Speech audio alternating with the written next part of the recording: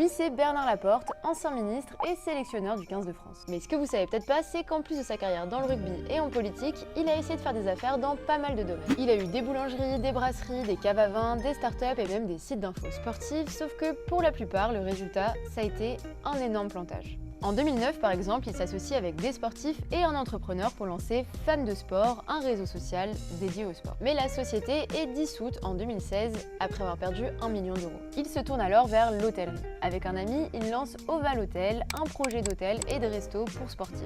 Le problème, c'est qu'aucun de ces hôtels n'a vu le jour et qu'il doit maintenant rembourser des centaines de milliers d'euros au Crédit Mutuel.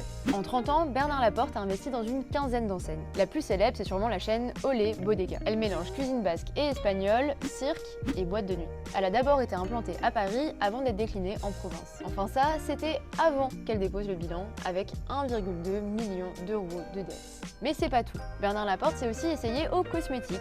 Avec sa femme, ils ont lancé Entre Hommes, une marque de produits de beauté pour hommes. Mais là encore, ça se passe plutôt mal. La société finit par être liquidée et laisse derrière elle plus de 200 000 euros de dettes. À l'informé, on a enquêté sur les différents business de Bernard Laporte et on en parle dans une série d'articles que vous pouvez retrouver sur notre site.